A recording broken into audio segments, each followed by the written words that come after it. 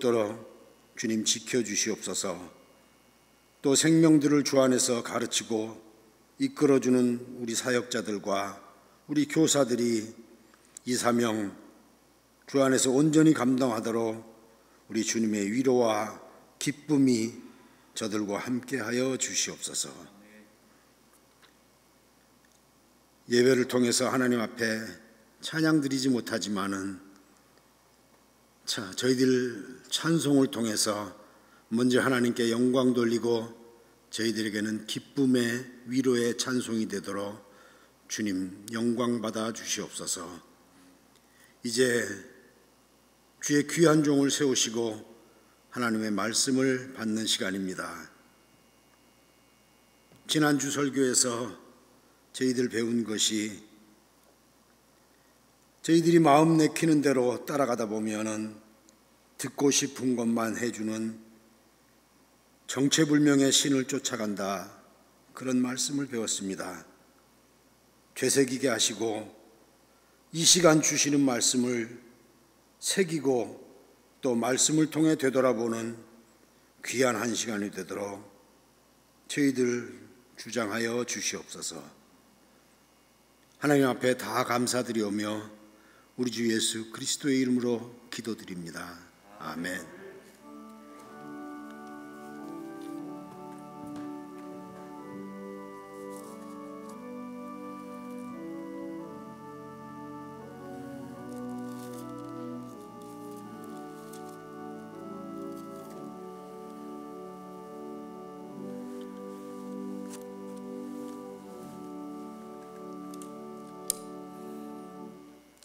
하나님의 말씀 요한복음 14장 16절 말씀 함께 보도록 하겠습니다. 요한복음 14장 16절부터 24절까지의 말씀을 함께 교독하고요. 24절 같이 읽겠습니다. 14장 16절부터 함께 읽도록 하겠습니다. 내가 아버지께 구하겠으니 그가 또 다른 보혜사를 너희에게 주사 영원토록 너희와 함께 있게 하리니 그는 진리의 영이라. 세상은 능히 그를 받지 못하나니 이는 그를 보지도 못하고 알지도 못함이라. 그러나 너희는 그를 아나니 그는 너희와 함께 거하시며 또 너희 속에 거하시겠습니다. 내가 너희를 고아와 같이 버려두지 아니하고 너희에게로 오리라. 조금 있으면 세상은 다시 나를 보지 못할 것이로되 너희는 나를 보리니 이는 내가 살아있고 너희도 살아있겠습니다. 그날에는 내가 아버지 안에 너희가 내 안에 내가 너희 안에 있는 것을 너희가 알리라. 나의 계명을 지키는 자라야 나를 사랑하는 자니 나를 사랑하는 자는 내 아버지께 사랑을 받을 것이요 나도 그를 사랑하여 그에게 나를 나타내리라. 가룟인 아닌 유다가 이르되 주여 어찌하여 자기를 우리에게는 나타내시고 세상에는 아니하려 하시나이까. 예수께서 대답하여 이르시되 사람이 나를 사랑하면 내 말을 지키리니 내 아버지께서 그를 사랑하실 것이요 우리가 그에게 가서 거처를 그와 함께 하리라. 같이 읽겠습니다. 나를 사랑하지 아니하는 자는 내 말을 지키지 아니하나니 너희가 듣는 말은 내 말이 아니요 나를 보내신 아버지의 말씀이니라. 아멘. 오늘도 가정에서 그리고 또 지금 있는 처한 곳에서 함께 예배하는 우리 사랑하는 성도들, 하나님께서 주시는 크신 은혜와 또 위로가 그리고 또 격려가 있는 귀한 시간이 되기를 간절히 소망합니다. 하나님 주시는 위로와 소망으로 힘을 얻고요. 그리고 하나님의 말씀이 다시 한 번 더 새겨지는 귀한 시간들이 될 수 있었으면 좋겠습니다. 어제 정부 방침이 나왔고 저희가 어제 이렇게 보니까 오늘부터 적용이 아니라 다음 주일 적용이더라고요. 그래서 종교단체 부분들을 좀 면밀히 저도 살펴봤더니 다음 주부터 적용이어서요. 오늘 정례들하고 끝나고 의논하여서 그 방침에 따라 우리도 그 일부 대면 예배가 허용이 되는데, 제가 이렇게 어제 이렇게 기사들을 굉장히 많이 좀 살펴보면서 좀 여러 가지 마음들이 있었습니다. 성도님들이 이럴 때 우리가 정말 기도 많이 해야 될 것 같습니다. 10% 예배가 허용이 됐지만 사실상 마음이 이렇게 편치는 않습니다. 그러니까 우리가 워낙 그 예배에 대한 마음들이 갈망이 있어서 또 또 요구했고 그런 그 어떤 이야기들 속에서 진행이 되는데 지금 한 2주, 2, 3주 이 동안 정말 교회에서 방역이 잘 지켜져야 됩니다. 사실 그리고 이게 방역을 지키지 않아서가 아니라 참 이게 우리의 노력만으로 되지 않기에 정말 많이 기도하면서 교회가 조금이지만 문이 열려서 예배를 할 수 있는 이때에 좀 더 지혜롭고 좀 더 정말 마음을 모아서 우리가 이 땅에서 우리가 믿는 이 믿음의 도리가 남들이 어떻게 되든 그리고 타인이 어떻게 되는 거가 상관없이 우리만 믿으면 되는 것이 아니기 때문에 이 믿음을 전하고 증거하고 가르치고 또 복음을 전해야 되는 그런 사명들이 지금 너무나도 위축되는 이때를 보면서 우리가 좀 깨어 기도하고 이 남은 2주 또 방역의 어떤 단계 속에서 정말 하나님께서 우리를 지켜주시고 또 교회가 모범이 될 수 있는 그런 시간들 되게 해달라고 정말 간이 기도하는 그런 시간들이 될 수 있었으면 좋겠습니다. 한편으로는 어쨌든 지금 제가 이번 주 전화 신방하고 또 교회 오신 성도들도 뵈니까 주일날 이 영상으로조차 예배하지 못하시는 가정들이 꽤 있어서 참 그게 정말 가슴이 아픈데 어쨌든 요 문제들을 저희가 면밀히 의논해서 교회가 어쨌든 예배할 수 있는 그런 방법들 그리고 또 대면하여 예배하는 일들을 잘 준비하고 또 여러분에게 알리도록 하겠습니다. 교회가 결정되는 그 예배의 방법과 또 우리 상황들은 이번 주에 우리 구역장님들 통해서 전달이 될 텐데 여러분들이 잘 보시고 듣고 함께 우리가 좀 더 예배하고 또 할 수 있는 시간들이 됐으면 좋겠습니다. 이 시간 다시 한번 우리가 하나님 앞에 예배하면서 우리의 마음을 모아서 주시는 말씀 붙들고 힘을 얻는 귀한 시간이 되기를 간절히 소망합니다. 자, 우리 양옆에 계신 분들, 앞에 계신 분들 인사하고요. 가정에서도 우리 가족들하고 인사 좀 나누겠습니다. 예, 은혜 많이 받으세요. 우리 인사할까요? 예. 본문의 말씀 의지해서 또 다른 보혜사라는 제목으로 하나님의 말씀을 좀 나누도록 하겠습니다. 지난주에 우리가 나눈 말씀, 예수 그리스도의 이름으로 기도하고 예수 그리스도의 이름으로 살아가는 삶. 우리 장로님도 기도하셨지만 입술로는 예수 그리스도의 이름을 이야기하면서 내가 원하고 내가 듣고 싶은 것을 쫓아가는 그런 신앙이 아니라 정말 예수 그리스도의 이름으로 기도하고 예수 그리스도의 이름이 드러나는 그런 삶을 우리가 지난주에 나눴습니다. 예수님이 근심하는 제자들을, 걱정에 쌓인 제자들을 위로하시면서 근심하지 말라. 내가 가는 것은 다시 오기 위함이고 그리고 나보다 더 큰 일을 할 것이다. 이런 또 약속의 말씀도 들려주시지 않습니까? 그리고 더 큰 일을 할 수 있는 그 근본적인 원동력 가운데 하나, 그 소망을 주시는데 내 이름으로 예수의 이름으로 기도하면 내가 그것을 들어줄 것이다. 이렇게 말씀하십니다. 그 이야기들이 전개되면서 그때 제가 또 말씀드린 게 기독교가 가진 가장 큰 특징 가운데 하나는 하나님을 믿는데 그 하나님을 어떻게 믿냐면 그리스도를 통해 계시된 예수 그리스도를 통해 계시된 삼위 하나님을 믿는 것이 바로 우리의 신앙의 고백이다.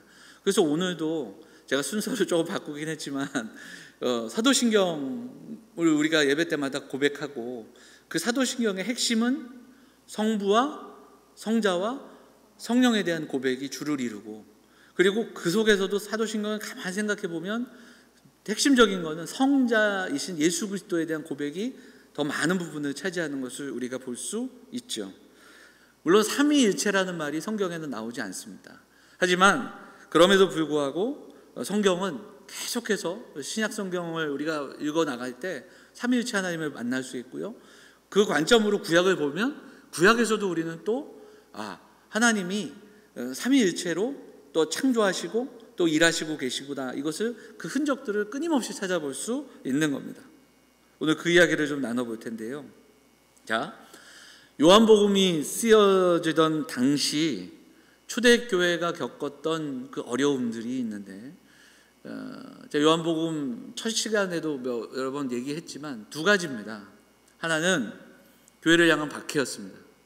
굳이 설명하지 않아도 유대교로부터 시작된 박해가 로마로 이어지는 그 박해 속에서 어려움이 있었습니다. 외적인 어려움. 그리고 두 번째는 내적인 문제였습니다. 그게 뭐냐면 이단들입니다. 사도 바울의 서신서들이 먼저 나왔고요. 이미 요한복음이 쓰여졌을 때는 바울의 서신서가 쓰여졌던 당시, 그리고 이미 복음서들도 나와 있던 당시임에도 불구하고 자칭 사도 그리고 자칭 교사라 하는 사람들이 그 소아시아까지 복음이 전해진 수많은 교회에 들어가서 복음을 전하는데 그 복음이 다 틀린 거예요. 그리고 그 복음 속에 굉장히 이단적인 요소가 많았습니다. 그런데 그 중에서도 가장 심각했던 것이 예수 그리스도에 대한 잘못된 이야기들이 정말 많았다. 우리가 그것을 살펴볼 수 있습니다.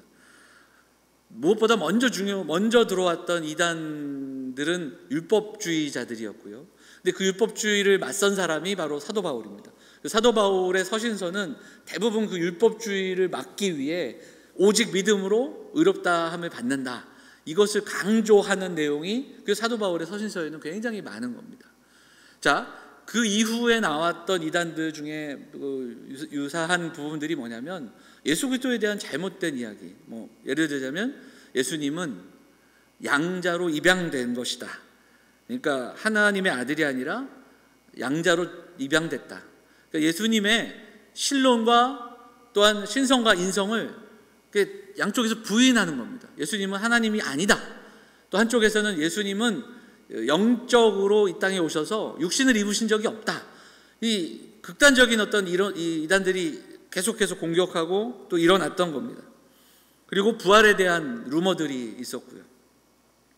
예수님의 신성과 인성을 부인하는, 근데 이것이 하나가 무너졌을 때 신약 성경을 그리고 성경 전체를 통해서 들려주는 구원의 이야기들이 흔들리기 때문에 그래서 내적인 고난의 시기도 함께 온 겁니다. 그래서 외부적인 요인들, 내부적인 어떤 어려움들이 함께 혼합되어 있던, 이제 요한복음은 그런 당시에 90이 넘은 그 요한 사도가 이 모든 상황들을 바라보면서 교회를 향해서 들려주는, 이미 쓰여졌던 세 권의 복음서가 있음에도 불구하고 요한복음을 쓰게 된 동기이고 또 이유도 여기 있습니다.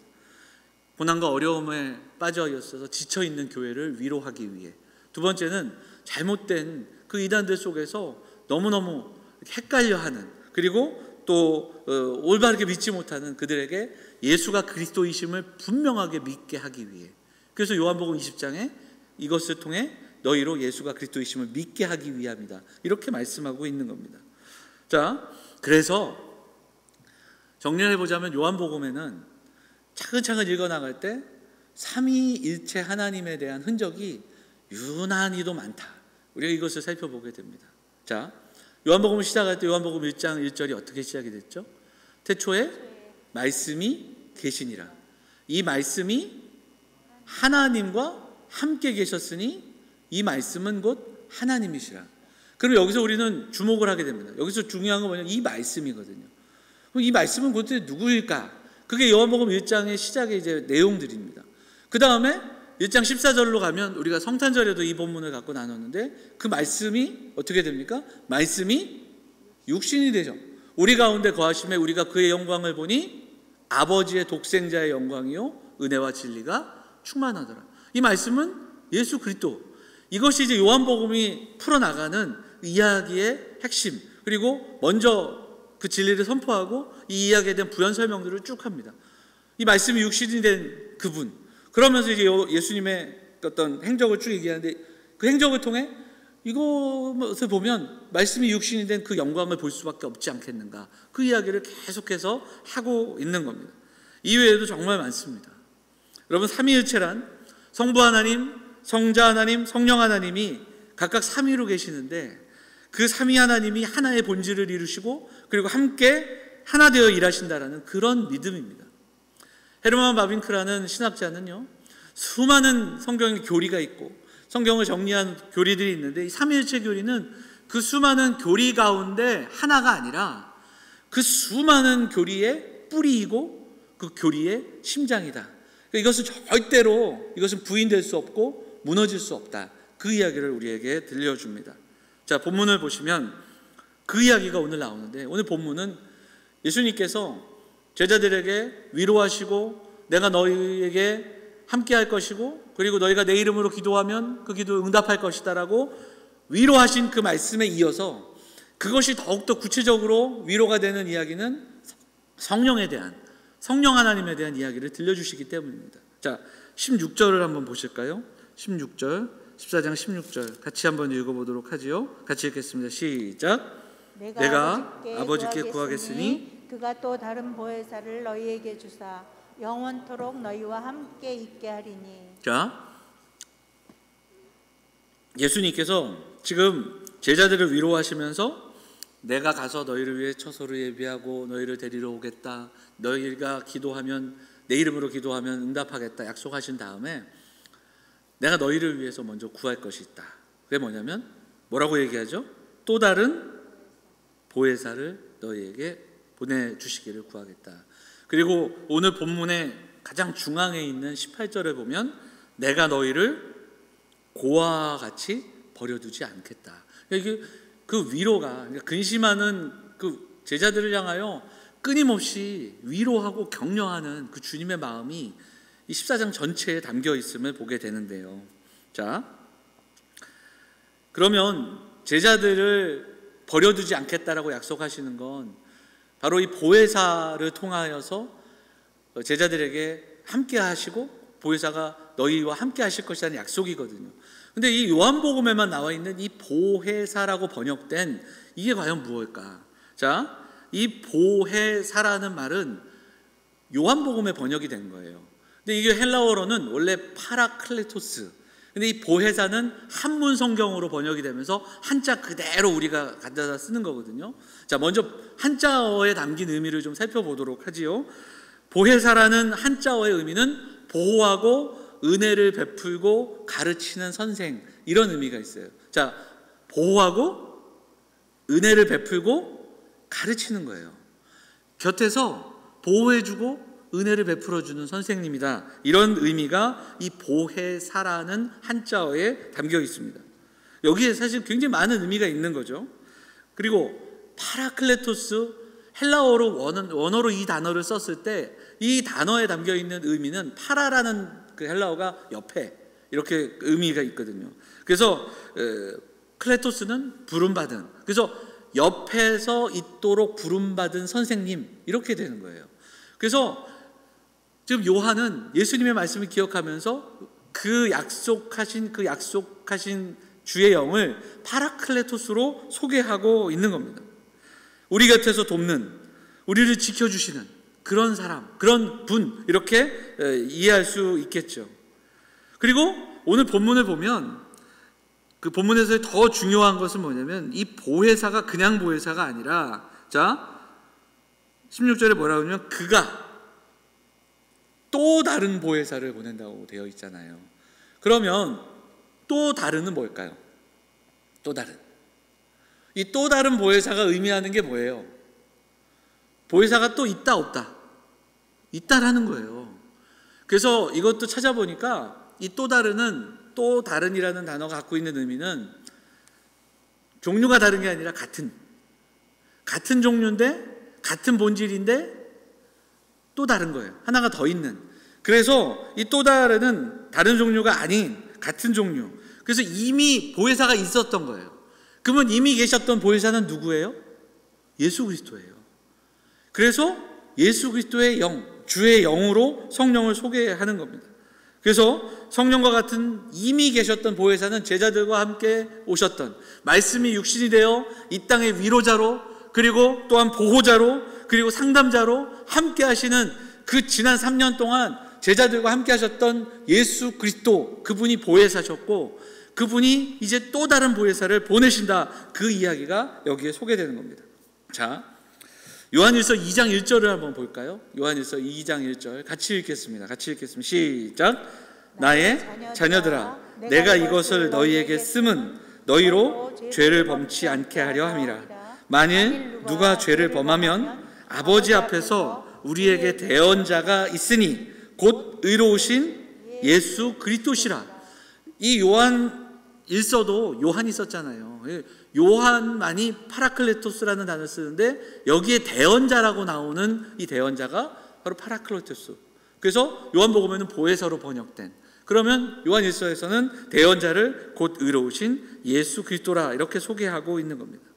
그래서 예수의 영이 성령이고 성령이 역시 하나님이신 거예요. 그래서 성부, 성자, 성령 이 하나님이 함께 일하시고 또 하나님의 구원의 역사를 써내려가십니다.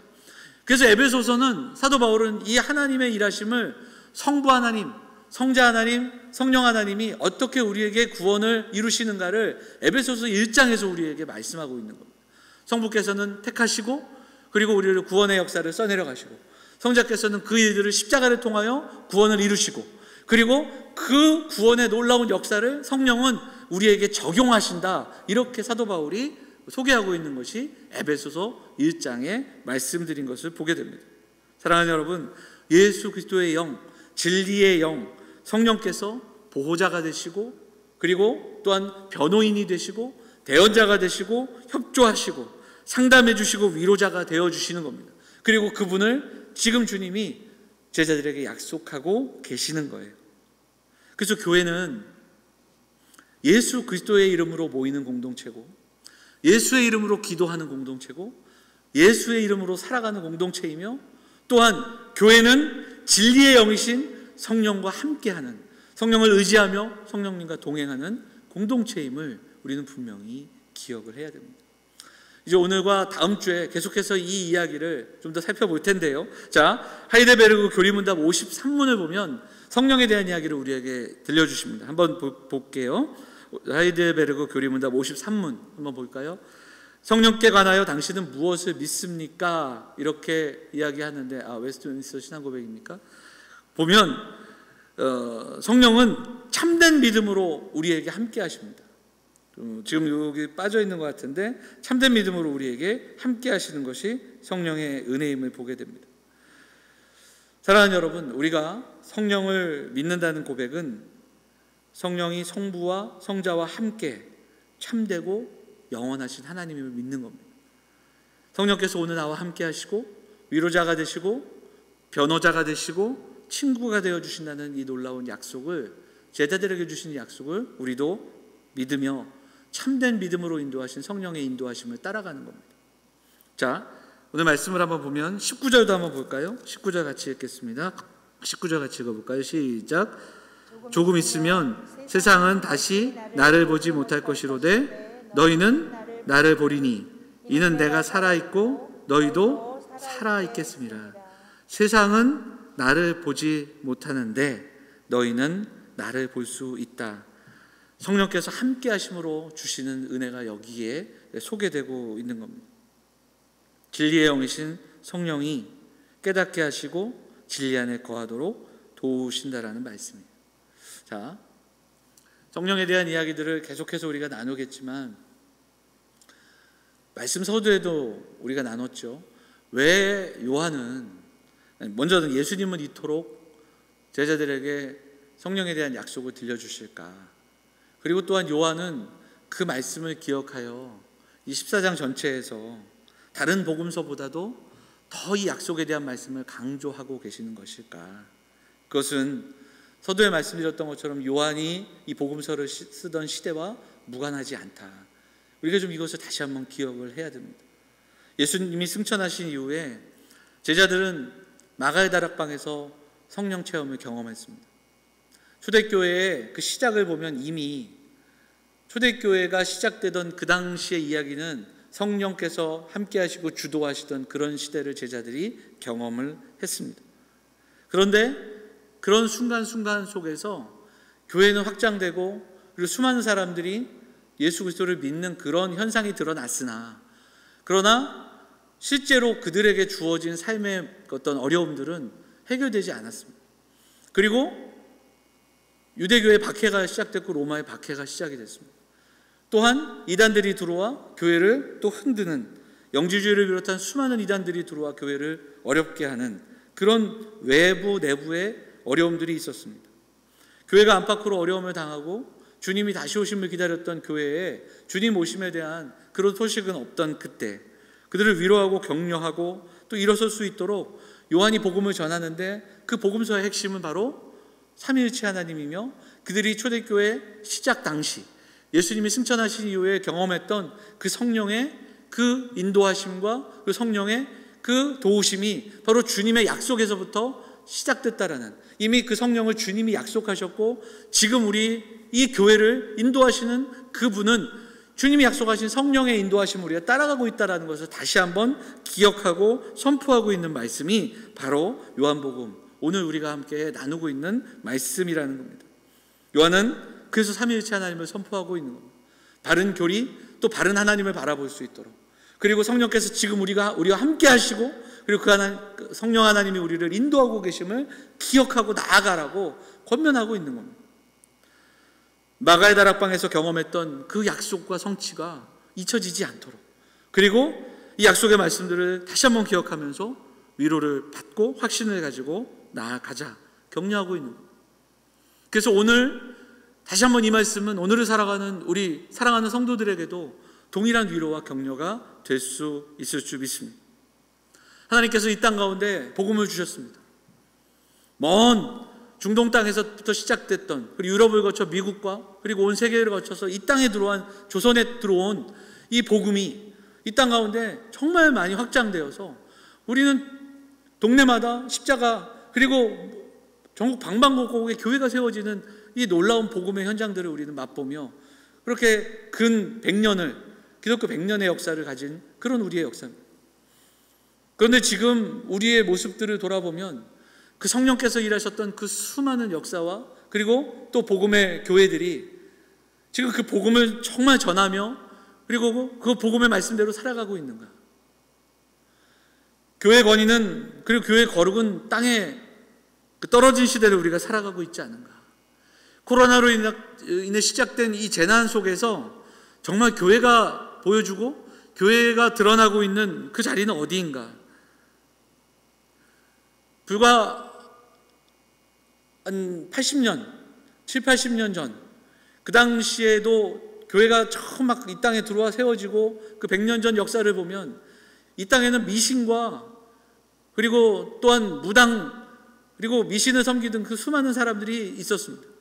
재난이 있고 전염병이 맴돌 때 그들은 그 미신에, 그리고 그 무당과 그 미신, 그 잘못된 신앙에 있을 때 이 땅에 들어온 복음과 교회들은 그들에게 바른 신앙을 가르치고 손을 씻게 하고, 그리고 또한 삶 속에서 청결하게 하는 그런 일들을 가르치고, 그리고 오히려 그들을 치료하고 섬기고 돕는 일을 이 땅의 교회들이 감당을 했었습니다.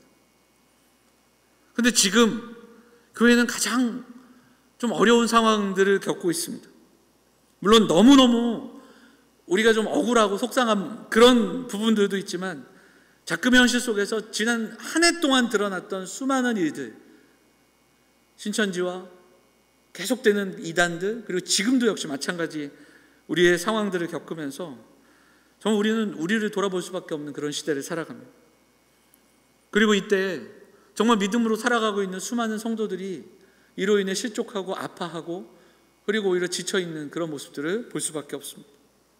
정작 코로나로 인해 경제적으로 어려움을 겪고, 그리고 육신의 아픔으로 또한 아파하고, 그리고 꼼짝할 수 없는 그런 상황들 속에서 힘들어하는 어르신들, 그리고 성도의 가정, 그리고 직장의 소식들, 어려움을 겪는 그런 성도들, 너무너무 악한 세상 속에 살아가면서 우리의 믿음을 지켜내기 위해 애쓰는 그런 성도들을 보면서 정말 안타까울 수밖에 없습니다. 그래서 지금 우리의 모습이 초대교회의 모습과 다르지 않기에 오늘 주님이 들려주시는 제자들을 향한 격려와 위로가, 그리고 이 말씀을 기억하며 요한이 이걸 기억해내고 그리고 교회를 향하여 다시 한번 들려주는 이 성령에 대한 약속, 그리고 주님의 위로와 권면이 오늘을 살아가는 우리 성도들에게 다시 한번 새겨지고 위로가 되는 이 아침이 될 수 있기를 간절히 소망합니다. 우리도 주님의 약속을 받은 사람들입니다. 악한 세상 속에 우리를 고와 같이 버려두지 않으시겠다라고 약속하신 그 주님의 말씀을 우리는 분명히 기억하며 말씀을 붙들고 기도하는 성도들이 되어야 할 줄 믿습니다. 그래서 어렵고 힘들 때일수록 우리는 더욱더 주님 앞으로 나아가야 됩니다. 더 깊은 그 신앙으로 하나님을 만나는 그 자리로 나아갈 수 있어야 됩니다. 성령께서는 오늘 말씀을 깨닫게 하시는 그 은혜를 허락하십니다. 성령께서는 말없는 탄식으로 우리의 기도를 들으시고 함께 우리를 붙들어 주십니다. 성령께서는 우리에게 참된 믿음을 허락하셔서 구원의 기쁨을 우리의 삶에 깨닫는 은혜를 허락하고 계십니다. 이것을 소망하며 기도하는 사랑하는 성도들이 다 되시기를 간절히 바랍니다. 오늘의 말씀 붙들고 오늘 우리의 도움이 되시고 우리의 친구가 되시고 우리의 변호가 되시고 그리고 우리의 상담자가 되시고 위로자가 되시는 그 하나님을 바라보고 기억하고 믿고 구하는 사랑하는 성도들이 다 되시기를 주의 이름으로 축원을 드립니다. 사랑하는 여러분, 오늘 본문에는 그 성령을 통해서 우리에게 주시는 은혜가 계속해서 나오는데 이어지는 본문들 속에서 나오지만 오늘 본문 가운데 또 하나 우리에게 깨닫게 되는 은혜가 있는데요, 그 약속과 위로가 무엇인가 한번 보도록 하겠습니다. 오늘 우리가 읽었던 본문 바로 앞에 15절 말씀을 우리 성경을 좀 보고 읽을까요? 성경을 보시면 14장 15절 말씀 같이 읽겠습니다. 시작. 너희가 나를 사랑하면 나의 계명을 지키리라. 자, 21절 말씀 한번 볼까요? 21절 같이 읽겠습니다. 21절 읽겠습니다. 시작. 나의 계명을 지키는 자라야 나를 사랑하는 자니 나를 사랑하는 자는 내 아버지께 사랑을 받을 것이요 나도 그를 사랑하여 그에게 나타내리라. 아멘. 자, 성경을 읽을 때 어떤 그 짧은 단락의 본문들이 있는데 이 본문들이 이야기하고 싶은 그 핵심을 얘기하는 그 과정이 좀 문학적인 기법을 쓰기도 하지만 수미상관이라는 그런 기법을 씁니다. 그건 물론 학자들이 찾아낸 기법인데요, 보세요. 15절은 너희가 나를 사랑하면 나의 계명을 지키리라 이렇게 말씀하시죠. 21절을 보니까 또 계명이 나오고 나를 사랑하는 자가 나옵니다. 그러니까 15절과 21절 이하의 말씀은 같은 얘기예요. 그래서 계명과 사랑을 연결시키고 하나님의 사랑하는 자가 계명을 지키는 자며 계명을 지키는 자가 사랑하는 자다 이렇게 나오고 그 안에는 어떤 내용이 있는가? 우리가 좀 전에 나눈 보혜사 성령에 대한 이야기가 나오는 거예요. 그래서 어떤 거냐면 이 본문은 계명을 지키는 이야기, 그리고 그 이야기 속에 보혜사 성령을 통해서 참된 믿음을 주시는 이야기. 그래서 이 이야기가 무관하지 않고요, 연결되어 있는데 보혜사 성령께서 함께 하심으로 우리가 얻는 그 유익과 우리에게 주신 은혜가 있는데 그것은 뭐냐면 주님을 정말 사랑하며 그 사랑함으로 계명을 지키도록 하시는 겁니다. 또 역으로 얘기하자면 환난과 어려움 속에 있지만 계명을 지키는 자가 그 성령의 은혜를 맛볼 수 있다는 것도 역시 이 본문을 통해서 우리에게 주시는 말씀이에요. 자, 사랑하는 여러분, 하나님이 우리를 구원하심은 우리를 의롭게 여겨주심입니다.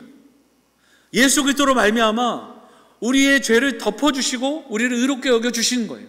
믿음으로 말미암아 의롭게 되는 겁니다. 그런데 의롭게 여기심과 그 다음에 또 있는데 그게 뭐냐면 거룩해 하심이에요.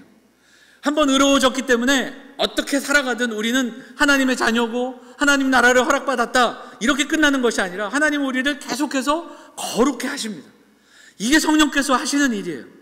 거룩하게 하시는, 이미 시작된 거룩함이 계속되는 거룩함으로 우리의 삶 속에 있는 겁니다. 점점 죄에 대해서는 죽고 의에 대해서는 사는 자로 우리를 인도해 주시는 겁니다.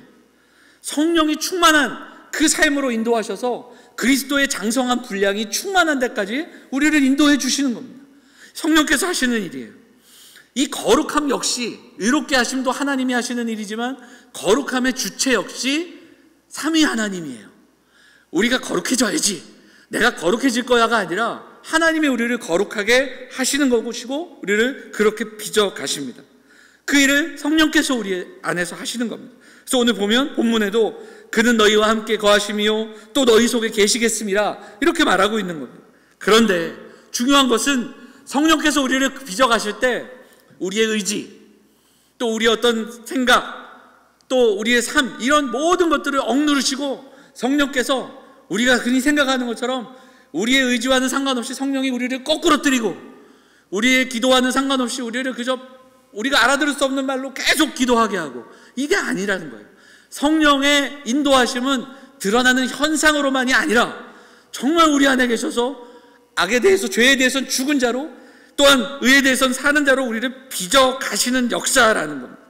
그래서 하나님은, 성령께서 우리 가운데 끊임없이 말씀하시고 말씀을 깨닫게 하시고 생각하게 하시고 양심을 두드리시고 또 우리 함께 하시는 겁니다. 이것이 어디에 좀 더 나오냐면 웨스트민스터 신앙고백서에 나오는 거예요. 아까 잠시 떴던 웨스트민스터 신앙고백서 한번 볼까요?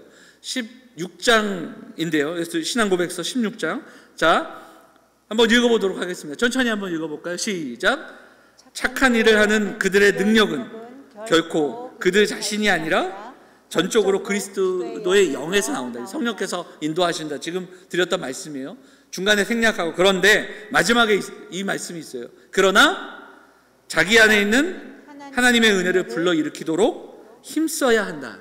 이 말씀은 뭐냐면 성화되는, 거룩해지는 이것이 성령께서 하시지만, 그래서 우리의 노력의 산물은 아닐지라도 우리의 책임 있는 반응이 필요하지 않다, 이런 이야기가 아닌 거예요. 결국은 우리의 참여, 우리의 반응, 깨닫게 하신 말씀에 대한 반응이 필요한 겁니다. 하나님의 말씀을 듣고 작은 순종으로 나아가고자 하는 발걸음이 필요하고, 오늘도 이렇게 나와 예배하고 가정에서 예배할 때 오늘 지금 들려지는 말씀이, 그 작은 말씀 한 구절 한 구절이 새겨진다면 그 말씀을 붙들고 살아가고자 하는 마음이 우리에게 필요한 겁니다. 그리고 그런데 그 말씀대로 살아가는데, 근데 또 역시 힘들고 어려운 거예요. 말씀대로 살아가는데 또 다른 난관이 부딪히고 어려움들이 있고 나를 힘들게 하는 상황이 바뀌잖아요. 그래서 우리는 그 말씀 붙들고 기도하는 겁니다. 예수 그리스도의 이름으로 기도하고 성령의 도우심을 구할 때, 그때 하나님께서 우리에게 힘을 주시고 또 그 일들을 건너가게 하시는 놀라운 역사를 경험하고, 그 속에서 우리가 예기치 못했던 상황들 속에 우리를 건져내시는 그 하나님의 놀라운 은혜와 사랑을 경험하며 살아가는 것이 성도의 삶이라는 것을 우리가 분명히 기억하고 경험할 수 있어야 됩니다. 그것이 바로 우리의 신앙이 지식적인 알에 머무는 것이 아니라 정말로 그 지식을 가지고 기도하고 그 말씀에 순종하면서 경험적인 신앙으로 그리스도의 장성한 분량이 충만한 데까지 나아가는 그 신앙인으로 성숙해지는 그런 우리의 모습들을 경험할 수 있는 겁니다. 순종하고 의지하고 그 붙들고 약속의 말씀을 기억하며 기도하는 그 삶이, 그래서 우리의 마음과 생각과 뜻을 복종시키는 그 날마다의 삶이 우리 사랑하는 영혼의 성도들에게 경험되어지시기를 간절히 소망합니다. 사랑하는 여러분, 코로나로 인해 시작된 우리 일상이 참 많이 깨어지고 아프고 힘들어 하는데, 또 한편에서는 주변을 돌아보면, 그리고 저 자신을 돌아봐도 너무 많은 부분들이 익숙해져 있는 그런 시간들을 보내고 있습니다.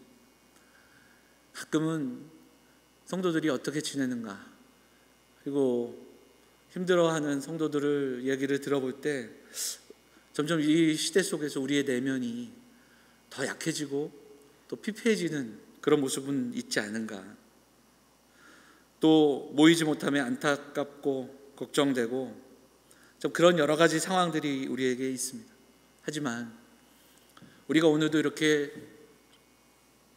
이 자리에 함께 하신 분들, 그리고 가정에서도 지금 작은 화면으로 우리가 서로 대하고 말씀을 듣지만, 그럼에도 불구하고 그곳에서 예수의 이름으로 함께 예배하고, 그리고 영험이라는 이름으로 함께 공동체로 설 수 있는 것은 바로 오늘 근심하고 걱정하는 제자들을 향하여 위로하신 주님의 약속의 말씀이, 십자가와 부활 이후에 기도하며 그 약속의 성취됨을 기다렸던 초대교회에 성령께서 임하셨고, 그 성령께서 그 교회를 세워가시고, 그 수많은 역사 속에서도 힘들고 지쳐있는 상황들, 그리고 세상의 악함 속에서 또 신음했던 수많은 교회들이 있음에도 불구하고 2000년의 역사 속에서 성령은 끊임없이 믿음으로 살아가고 또 그 믿음 안에 순종하는 사람들의 삶 속에 함께 하심으로 오늘날 이 땅에 교회를 세워가시는 그 놀라운 역사를 기억하면서 이 어렵고 힘든 때에 정말 우리가 하나님의 뜻을 향하여 어떻게 설 수 있을까, 오늘 말씀 기억하며 우리에게 약속하시고 허락하신 그 성령 하나님을 더욱더 의지하고, 그리고 더 민감하게 반응하고, 그리고 오늘 우리가 읽고 또 우리가 날마다 묵상하는 그 말씀들 속에 깨닫게 하시는 그 은혜들을 구하고, 그리고 그 말씀을 붙들고 순종하며 살아가기를 결단하는 성령 충만함과 은혜를 구하는 사랑하는 성도들이 다